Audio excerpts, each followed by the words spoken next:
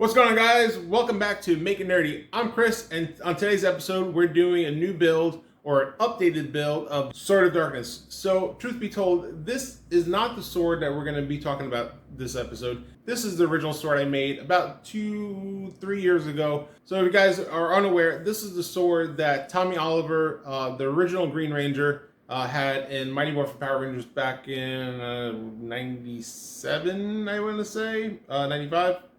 We have to do a little fact check and put that date down there. But anyway, this is the original Sword of Darkness that Tommy has in Power Rangers. But this is not the blade we're going to be talking about today. So I had to bust it out because myself, a few friends of mine, we're going to be doing Sengoku Power Rangers for upcoming cons for the 2025 year. And so I looked at this and I was like, I'm not really happy with it now. When I made it 3 years ago, it was okay. It was cool. Something quick I made. If you can see, there's a bunch of grooves here. There's a bunch of welds. And for stuff I'm making now, I've definitely evolved, or I've definitely gotten a lot better with making props. In the last few years, I was able to learn some new paint techniques, find out different materials to use, and also finding a new file for this. On this build, I have an updated model that I'm using from Yash Studios. So on his file, it has actually different components for the details where you can print them out. Yash's Studio actually has added detail to here, there's a detail here, and this blade actually curves a different direction. And this blade comes in around 38 inches.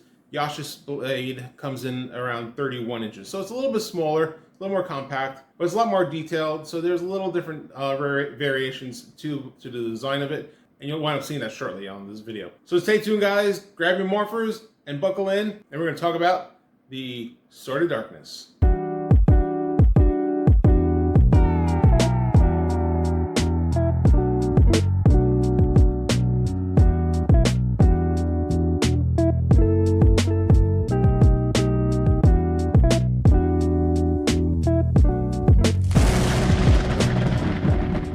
So here are all the parts that I printed out for the blade. Here's the new blade as far as all the components here.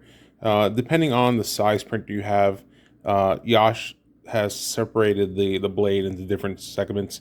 So I was able to print this in just 2 parts for the blade itself. Everything else, we're going to print it. I went ahead and printed in resin to get the high detail, but you can go ahead and print it in FDM if you're going to, high. You do 0.2, anything, you pretty get this detail in the nice printers you have nowadays, especially the bamboo. You can get these high details, but I went ahead and did a little resin. I wanted to switch it up. So Yash gives you 2 different handles. You have either the already braided handles where you can just paint the cords on there, or you have the non-braided, which I'll show you later on in this video, where I printed the blank here, and I went ahead and braided it all. Which took a lot longer than I'd like to admit how long it took to do that. Depending on the size printer you have, I don't think a bamboo, if you're printing it as out of bamboo, I don't think this fits. I think this printed in my my K2 Plus now, so it just has a much robust build plate. And I think originally I had this printed on the Neptune 3 Max, which also has a very large build plate on there. But if you want to go ahead and, I do sell this on my Etsy shop, so if you want to go ahead and purchase this and just assemble it. The link down below will be for my Etsy shop. So you can go ahead and purchase this, and I can send you, and you can pick either, a braided handle or the blank, where you can do that. Anyway, so here's all the components, there's all the details. It's pretty much 2 of everything except for, obviously the handle. There's 1 handle, and then the nub here, which would be right here. That'd be the bottom part, and then the ring that'll go on there. And then there is a hole. Oh, no, actually, no, there is no hole. I forgot there was a blank. I didn't print for this one. No, that's weird. Anyway, so yeah, so if you glue this, make sure, again, this is a prop, so don't go swinging like crazy and try to whack anybody with it. So, all right, so here are all the parts. Click on the little eye there. I'll put the little link there as far as how I go ahead and prep everything. I'm not going to go dive into prepping the blade because I do have a video there. Click on that if you want to know how I go step by step to prepare this for painting. That being said, let's jump into the paint. All right, so we got the parts over here, the gold parts that we're going to paint. As you can see, I had them all strapped down to pieces of tape. I just rolled a piece of duct tape around. and then stuck them all that way. When you go ahead and spray paint them, the parts won't fly everywhere. As you can see, they're all small little pieces. So this will help them from moving anywhere. Also make sure you tape it to something that's going to stick. Originally I started putting it on my wooden board here, but all the paint here just wasn't sticking, so I just got a piece of cardboard box that I wasn't using, stick it on there, and then we're going to go ahead and spray this with some gloss black first. Then we're going to hit it with the gold, Rustoleum Gold paint on these parts. So it's come to my realization that I missed a few spots of video here for this tutorial. If you first thing after you prep the sword for paint, you're going to use some gloss black. So on the next section, you'll hear me talk about the gloss black. Gloss black on the sword, and then after that, in the next section, you'll hear me talk about 2K clear coat. This is an expensive can of clear coat. If you're going to use this, I advise having multiple projects set up. That way you can make the best use of this, because after about 48 hours, this can becomes obsolete. It's just trash. Which is surprisingly, there's flowing. Normally, last can I use, it just seized up. So I don't know. Maybe I could still use this, but I have nothing to spray right now with it. So again, if you're going to use 2K, if you have an HPV, high pressure velocity spray gun, good on you first of all. Second of all, try to use that, and then use some kind of 2-part activating lacquer clear coat, because this stuff is expensive. It's like 30 bucks a can, I think it is. If you find it on a deal, get it, because when you can, because again, it is expensive, and for a small project like this, the sword, few passings and you're done. So 2K clear coat is what I'll talk about, and gloss black. Again, I use Krylon. You use whatever you fancy for your black. Okay. I'll touch on the gem here. I use the Rustoleum Gold on here on the top of a black coat, and then after this, we're going to use some red. I also realized that I forgot to talk about the red for the gem. So I use the Duplicolor Metallic Red on over the gold. So you'll see the gold little gem there, and then from the gold I go to the red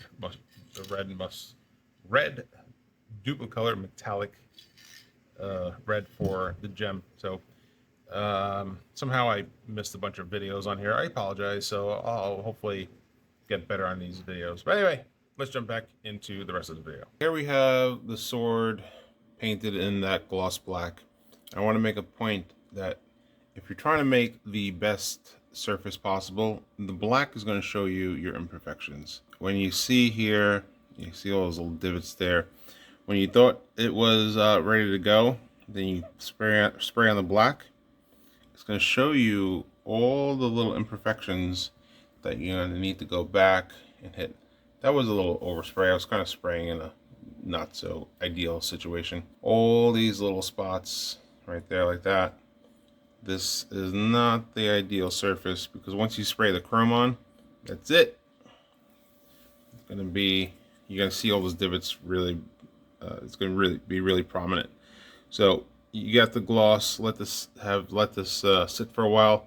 This is cured. So now we're going to go ahead and sand this again, and go again another coat of filler primer. Oh, look at that one, look at the big divot there. So what we're going to do is sand this down a little bit, and then go ahead and spray this with filler primer again, sand this again, and hopefully one more coat of filler primer should do the job. And that's where you want to make sure, before you go on to the next stage of spraying your chrome on, whichever kind of chrome you're going to be using, to make sure you check all the different spots here with the gloss black. From here, we'll after that, then we can just check it again, make sure it's all good to go, and then we can start spraying the chrome on. Here we went ahead and clear coated this with a 2K clear coat. I just did one chrome, I did one coat of the 2K clear coat, and then we're gonna let this sit for 5 to 10 minutes, and then we're gonna go ahead and start spraying this with the chrome, with the Digital Armory chrome coat. Looks pretty good already. Look at that. pretty impressed. Might be converted to 2K. All right, back in the shop now, so you can still see this is the 2K on there. Look at that shine, and we're gonna go ahead and apply the, here we go, this chrome we got. There we go, Maker Supply. This is from Digital Armory. Focus a little bit, guys. This is from Digital Armory. You can see the tag there. Make sure you guys go support them. Great company. And we're gonna go ahead and spray this. So what I have here is set up is my airbrush. I put a little bit, there we go, let's try to see it in there. Ooh, look at it moving. You see that? That's not the camera. That's the chrome, just, it's alive. All right, what I used was a little dropper because, so that way you don't make a mess. Get a bunch of these droppers. They're like a pack of them for like $5. They're really useful. And I just use that to drop some of them in there. I'm gonna refill that to the top. And then we're going to go ahead and spray this. Make sure you don't have too much air. You want to have a good enough airflow on your compressor so it's flowing, but you know, this will go pretty fast because it's really thin. All right, not much to talk about on this. I'm just doing a little video of me spraying on here. I use the airbrush. You can actually use a paintbrush to put this on, but if you have an airbrush at your disposal, I would use the airbrush. Nice clean paint applied here. Again, I'm just using kind of consistent going. If I had a bigger reservoir, it would probably be good because this goes on so fast and it's so thin. It just, you wind up going through it so quickly. I wind up using several droppers full of paint here and just spraying. Also, make sure you're wearing a respirator for this. There's some kind of chemical in here. It's like kind of like cleaning solution in here. I mean, like a alcohol base in here. So it does smell a lot. So if you can use a ventilized area, definitely use that with this paint. It's not like a regular airbrush paint. The smell is very strong. I had to actually open up my garage to air it out and didn't realize how heavy the smell was when I was spraying this. I think this was probably one of the first projects I used the Digital Armory Chrome. So again, make sure you're wearing a respirator, make sure you ventilize your area before you go ahead and start using this paint. All right, here we go. Here we're coming to the end of this build here. We got all the parts here. We got everything painted. We've got the clear coat on. Pardon the noise in the background. I'm trying to print something else. Another project you'll see later on. Anyway, back to this. So we got all the parts here, and everything's been clear coated. Look at that shine. Ooh, that's shiny. That's crazy.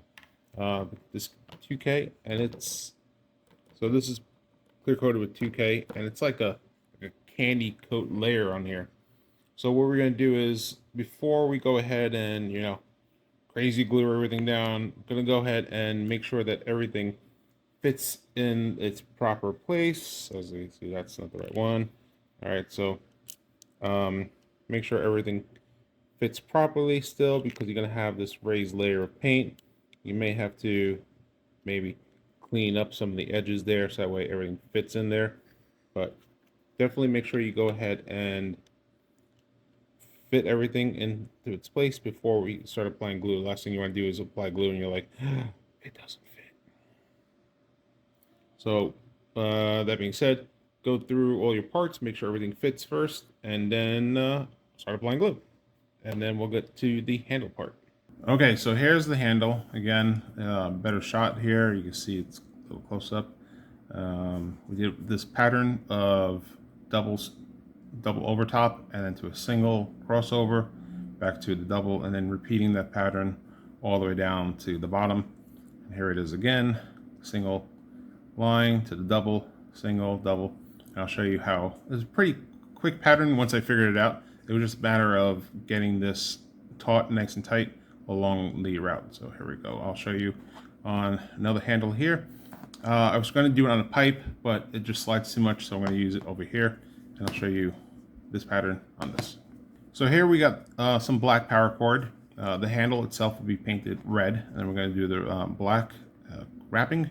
You have the gold parts that are not on here, so those will be printed separately, painted separately, nice and easy for assembling. The other hard part about doing this was trying to figure out the length of cord to use, because it winds up using a single to a double wrap, and I'll show you what I mean in a second. So you wind up using one side more than the other. So play around with the length as far as how you want to do it.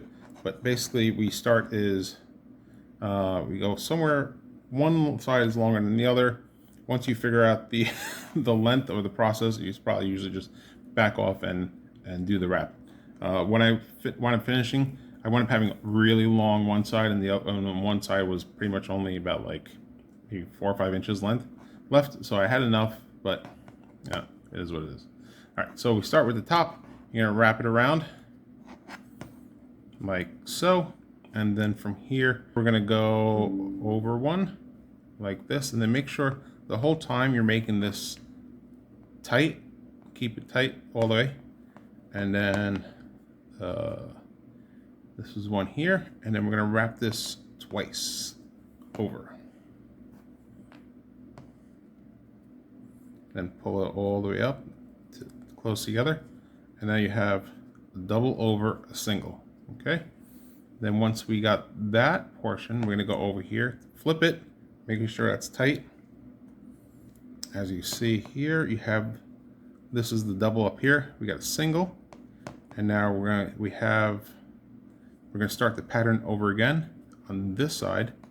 So you have one over, and then move that out of the way,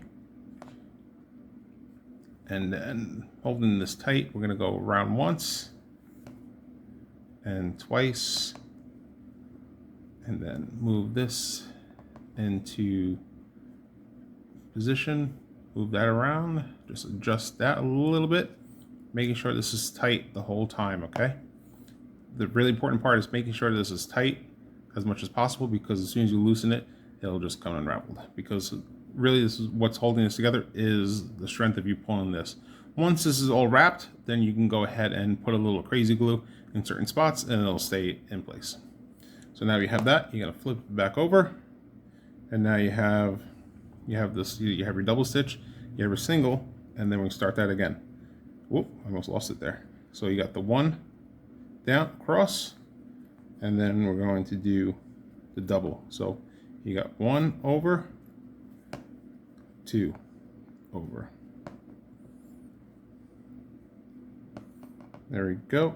And as you see there, the pattern's starting to emerge. You got double, and this is gonna move around a little bit, just adjust it as you go down. So now you have double, single, double. Go back over, holding that tight. Double, whoop, single, double, single. Start that pattern again. One over. And then we get this. And then as you see here, this is starting to cut really short over here, and you got this. So if anything, we actually figure out which side should be longer. So let's do that real quick. Let's loosen the whole thing and hold on to this, because we're gonna make this side longer. So now as far as length goes for the string, you're gonna wanna give yourself about 80 inches of rope to work with.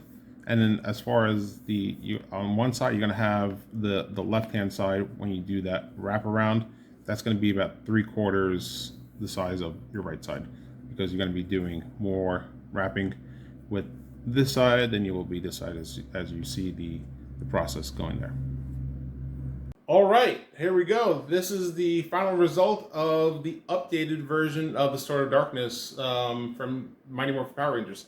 Again, this is the Yasha Studios file, and here is the original file. You can see total big difference between the blade. This is over here. This is a flat blade.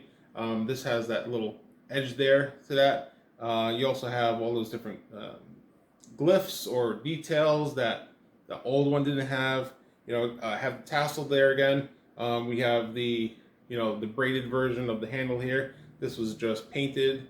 I guess you could have added some stuff there, part of the design, but I just wanted whatever the designer did. So I took some liberty to do the tassel there, and I'm much happier with this version. Again, I am still happy with this because this is one of my original builds, and Learned a lot from here to there. And that being said, guys, this is a journey. If you're starting out in prop making, listen, just start. You don't have to have a 3D printer. You know, I have the luxury of having a 3D printer, but you can also make this out of EV foam or plastics, or maybe you're a metalsmith and you make this out of metal. I've seen this done out of full, you know, straight up metal. So whatever medium works for you guys, as long as you continue your journey and continue growing, the sky's the limit, guys. If you like this video, if you've found this informative, please guys, make sure you guys hit that like down there, hit the subscribe for new builds. I'll be putting out some new builds coming up that I've been working on,